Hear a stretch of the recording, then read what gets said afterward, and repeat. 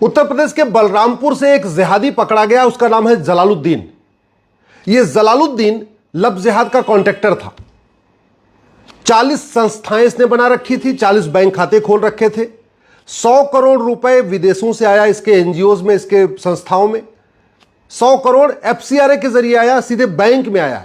लगभग 100 करोड़ रुपए हवाला के जरिए भी आया। इसका मुख्य काम क्या था? ब्राह्मण, क्षत्रिय, सिख बेटियों को फंसाना, उनको कन्वर्ट करना। इसके लिए पैसे बांटा करता था। रेट इसने रखा था 15 से 16 लाख रुपए, अगर वो ब्राह्मण की बेटी है या क्षत्रिय की बेटी है या जैन परिवार की बेटी है या अग्रवाल समाज की बेटी है, माहेश्वरी परिवार की बेटी है, यानी ब्राह्मण, क्षत्रिय, वैश्य और सिख अगर इनकी बेटी है तो 15 से 16 लाख रुपए एक एक लड़कों को देता था कि जाओ इनकी बेटियों को पटाओ, फंसाओ, इनके साथ शारीरिक संबंध बनाओ और इनको कन्वर्ट करके इस्लाम में ले आओ। ओबीसी के लिए इसने 10 से 12 लाख रुपए रेट रखा हुआ था कि अगर वो यादव की बेटी है, पटेल की बेटी है, मौर्य की बेटी है, कुशवाहा की बेटी है और भी हमारे ओबीसी समाज के लोग हैं, उनकी अगर बेटियों को पटाने पे 10 से 12 लाख रुपए देता था लड़कों को। ये एससी एसटी परिवार की बेटी को पटाने के लिए 5 से 6 लाख रुपए देता था। और ये सारा का सारा पैसा जो इसके पास आ रहा था वो विदेशों से आ रहा था, हवाला के जरिए, एफसीआरए के जरिए, अंदर से भी इसको फंडिंग आ रही थी। और लगभग 100 करोड़ रुपए इसके सीधे खाते में आई है, 100 करोड़ रुपए अलग से हवाला के जरिए आया। बड़ी इसने कई मकान भी बना रखे हैं, लग्जरी गाड़ियों से चलता था। और अब तक ये लगभग 1500 बहन बेटियों को फंसाने में कामयाब हो चुका है। आप सोचिए, उत्तर प्रदेश जहां के मुख्यमंत्री योगी जी हैं, बलरामपुर जो भगवान श्री राम की जन्मभूमि अयोध्या से ठीक बगल में है, वहां ये कांड कर रहा है और आज से नहीं कई सालों से कर रहा है। मैं पहले भी कई बार कह चुका हूं, एक भी अगर अंग्रेजी कानून छूटा, एक भी कांग्रेसी कानून छूटा तो न हिंदू बचेगा न हिंदुस्तान बचेगा। इसको जो 100 करोड़ की फंडिंग आई एफसीआरए के जरिए, और एफसीआरए कानून किसने बनाया था 2010 में? कांग्रेस ने। हमने इस कानून में बदलाव किया है, खत्म नहीं किया है। जब तक खत्म नहीं करेंगे फंडिंग नहीं रुकेगी। फंडिंग नहीं रुकेगी तो लब जिहाद और धर्मांतरण नहीं रुकेगा। और आज की डेट में 1000 बेटियां पर डे लब जिहाद का शिकार हो रही हैं।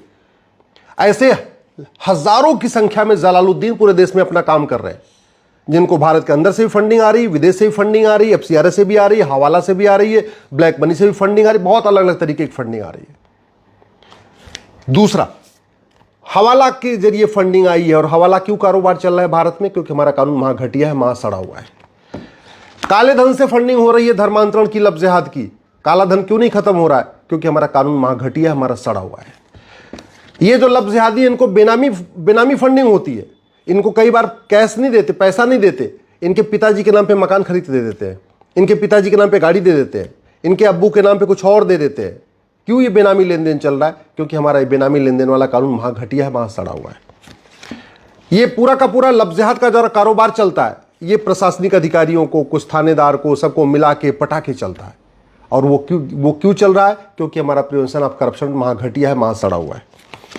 ये लब जिहादियों की, धर्मांतरण कराने वाले जिहादियों की जो फंडिंग होती है, वो जो भारत के अंदर से फंडिंग होती है, जो ड्रग के जरिए पैसा आ रहा है, रेव पार्टी का पैसा आ रहा है, जो डांस बार का पैसा आ रहा है, जो सट्टा बार का पैसा आ रहा है, जो बियर बार का पैसा आ रहा है, जो नशे का पैसा आ रहा है। अमीर हिंदू जो है पैसा खर्च कर रहे हैं नशे पे, और उससे पैसा जो कमाया जा रहा है उसी से हिंदुओं का धर्मांतरण कराया जा रहा है। और ये नशे का कारोबार क्यों चल रहा है? क्योंकि हमारा एनडीपीएस एक्ट वहां घटिया है, वहां सड़ा हुआ है। ये जो ड्रग्स, लब जिहाद की फंडिंग हो रही है, धर्मांतरण की फंडिंग हो रही है, वो जो वक्फ प्रॉपर्टी कब्जा करके बैठे हुए ना 40 लाख एकड़, उस 40 लाख एकड़ की जमीनों से जो कमाई हो रही है, उससे भी लब जिहाद को फंडिंग हो रही है, धर्मांतरण की फंडिंग हो रही है। ये जो ड्रग का कारोबार चल रहा है, नकली दवाओं का कारोबार, उससे जो पैसा आ रहा है, उससे भी लब जिहाद की फंडिंग हो रही है, धर्मांतरण की फंडिंग हो रही है। और नकली दवाओं का कारोबार क्यों चल रहा है? हमारा कानून घटिया, हमारा कानून सड़ा हुआ है। भारत में लैंड एक्विजिशन एक्ट जो है, ये महा घटिया, महा सड़ा हुआ है। ये जो लैंड जिहाद इसी कारण हुआ है। और चूंकि उन जमीनों को हमने वापस लिया नहीं, हमने लैंड जिहाद को बहुत गंभीर अपराध नहीं बनाया, तो जो लैंड जिहाद के जरिए जो जमीनों से पैसा आया है, उससे भी लब जिहाद की फंडिंग हो रही है, धर्मांतरण की फंडिंग हो रही है। हमने आज तक प्रॉपर्टी को आधार से लिंक करने के लिए कानून नहीं बनाया, इसलिए भी लब जिहाद चल रहा है, लैंड जिहाद भी चल रहा है, धर्मांतरण भी चल रहा है। आज तक हमने माइनॉरिटी मेजॉरिटी को खत्म नहीं किया। जब मैं कहता हूं बार बार कि जैसे घटिया कानून अंग्रेजों ने बनाए वैसे घटिया कानून कांग्रेस ने बनाए। ये 1992 में माइनॉरिटी कमीशनर कांग्रेस ने बनाया ही था, इसीलिए इनको क्रिश्चियंस को मजबूत करना था, मुस्लिम्स को मजबूत करना था और हिंदुओं को आपस में बांटना था, जैन बौद्ध सिख के आधार पर आपस में बांटना था। और कांग्रेस सफल भी हो गई। हमने इस एनसीएम एक्ट को आज तक खत्म ही नहीं किया। या तो माइनॉरिटी मेजॉरिटी खत्म कर दें और नहीं तो कम से कम माइनॉरिटी को डिफाइन कर दें कि भैया पूरे देश में जिसकी संख्या 1 लाख है वो माइनॉरिटी कहलाएगा, या पूरे देश में जिसकी संख्या 5 लाख है, टोटल संख्या 5 लाख है, वो माइनॉरिटी कहलाएगा। तो ना हमने कांग्रेस के इस कानून को खत्म किया, ना हमने माइनॉरिटी को डिफाइन किया, ना माइनॉरिटी को आइडेंटिफाई करने की गाइडलाइन बनाया। तो माइनॉरिटी के नाम पे इनको जो फंडिंग आ रही है उससे भी ये लफ्ज़-ए-जिहाद चल रहा है, धर्मांतरण चल रहा है। जब 2009 में कांग्रेस ये कानून बना था, राइट टू एजुकेशन एक्ट, तो ये सब पे लागू होता था, जहां भी 14 साल तक के बच्चे पढ़ते थे सब पे लागू होता था।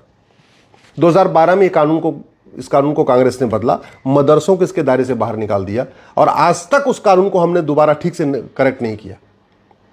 जब तक मदरसे राइट टू एजुकेशन के दायरे से बाहर रहेंगे तब तक ये लफ्ज़-ए-जिहाद चलेगा, धर्मांतरण चलेगा, क्योंकि मेन ट्रेनिंग वहीं दी जा रही है, मदरसों में ही ट्रेनिंग दी जा रही है। समाधान यह है कि भारत में समान शिक्षा लागू हो, 10वीं तक 16 साल तक सबकी समान शिक्षा हो, यह इसका समाधान है। लफ्ज़-ए-जिहाद रोकना है, धर्मांतरण रोकना है तो हमें एक पुलिस चार्टर लागू करना पड़ेगा, हमें पुलिस रिफॉर्म करना पड़ेगा, एक यूनिफॉर्म पुलिस कोड लागू करना पड़ेगा।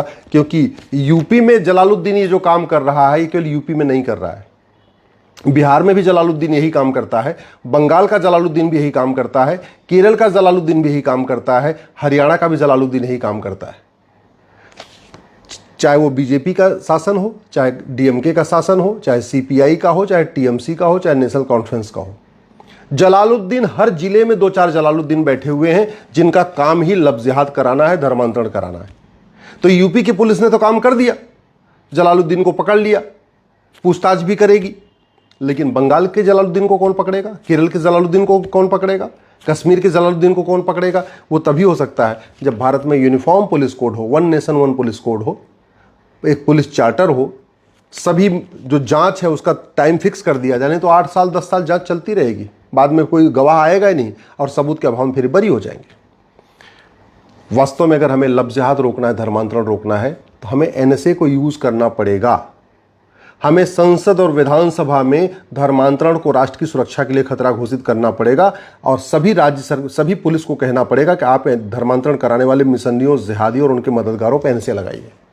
अगर हमें लफ्ज़-ए-जिहाद और धर्मांतरण रोकना है तो हमें इसको राष्ट्र की एकता अखंडता के लिए खतरा घोषित करना पड़ेगा, संसद और विधानसभा में प्रस्ताव पास करना पड़ेगा और सभी जिले के पुलिस कप्तान को कहना पड़ेगा कि जो धर्मांतरण करा रहे हैं, चाहे वो मिशनरी हैं, चाहे जिहादी हैं, चाहे उनके मददगार हैं, उनके खिलाफ यूएपीए लगाइए।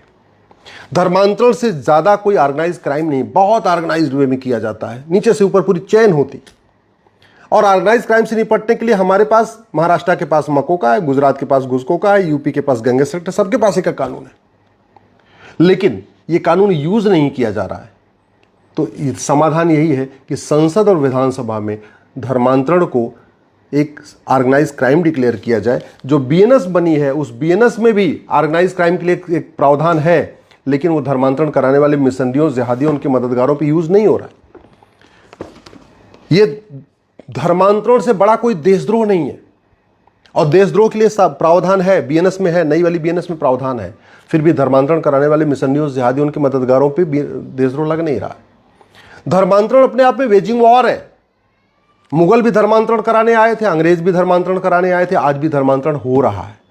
और आप सोचिए जलालुद्दीन क्या कर रहा है, ब्राह्मण, क्षत्रिय, बनिया, सिख की बेटी के लिए 15 से 16 लाख रुपए, यादव, पटेल, मौर्य, कुशवाहा जो पिछड़े वर्ग की बेटियां उनके 10 से 12 लाख रुपए रेट, जो दलित बेटियां हैं उनका 5 से 6 लाख रुपए रेट है उनका, और ऐसे ही जो आदिवासी बेटियां उनका 2 से 3 लाख रुपए रेट है।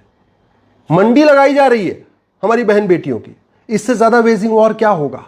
वेजिंग वॉर की धारा है, उसमें आजीवन कारावास, फांसी का प्रावधान है, लेकिन संसद और विधानसभा में हमने धर्मांतरण को वेजिंग वॉर डिक्लेयर ही नहीं किया। इसलिए कोई भी राज्य सरकार, किसी की हो, किसी पार्टी की हो, वेजिंग वॉर की धारा लगा ही नहीं रही है। धर्मांतरण रोकना है तो हमें यूनिफॉर्म सिविल कोड लागू करना पड़ेगा। धर्मांतरण रोकना है तो हमें सबसे पहले नार्को पॉलीग्राफ ब्रेन मैपिंग कानून बनाना पड़ेगा। ये जलालुद्दीन तो पकड़ लिया गया, पुलिस इसको 3rd डिग्री दे नहीं सकती क्योंकि तो माइनॉरिटी है, माइनॉरिटी के नाम पे पूरे देश में चिल्लाहट शुरू हो जाएगी। ये जलालुद्दीन सच बताएगा नहीं, पुलिस इसको पीटेगी नहीं, तो पूरा सच कैसे सामने आएगा? अगर हमारे पास नार्को पॉलीग्राफ ब्रेन मैपिंग कानून हो तो जलालुद्दीन की 24 घंटे के अंदर उसका टेस्ट करके पता किया जा सकता है कि अब तक कितने लोगों को कन्वर्ट कर चुका है, कहां से पैसा आता है, कौन कौन नेता इसकी मदद करते हैं, कितने अधिकारी इसकी मदद करते हैं, कितने थानेदार इसकी मदद किए, कितने तहसीलदार इसकी मदद किए, सब पता चल जाएगा। लेकिन हमारे पास कानून ही नहीं है। कानून नहीं है तो बहुत करेंगे, इसको सजा हो जाएगी, लेकिन इसके जो आका बैठे हैं ऊपर या जो उसके नीचे जितने और शागिर्द बैठे हैं उनको तो कुछ नहीं होगा। और सबसे बड़ी बात यह कि हमारे पास जुडिशियल कोड है ही नहीं है, हमने जस्टिस विद इन ईयर आज तक लागू ही नहीं किया है। जब 1 साल के अंदर मुकदमों का फैसला हो, ऐसा एकदम लिखित में हो, जज के ऊपर एक मजबूरी हो, जज की अकाउंटेबिलिटी तय हो जाएगा, आपको 1 साल के अंदर फैसला करना ही करना, तब जाके धर्मांतरण रुकेगा। जब तक धर्मांतरण कराने वाले मिशनरियों, जिहादियों, उनके मददगारों पे NSA नहीं लगेगा, UAPA नहीं लगेगा, वेजिंग वॉर नहीं लगेगा, देशद्रोह नहीं लगेगा, गैंगस्टर एक्ट नहीं लगेगा, तब तक धर्मांतरण नहीं रुकेगा।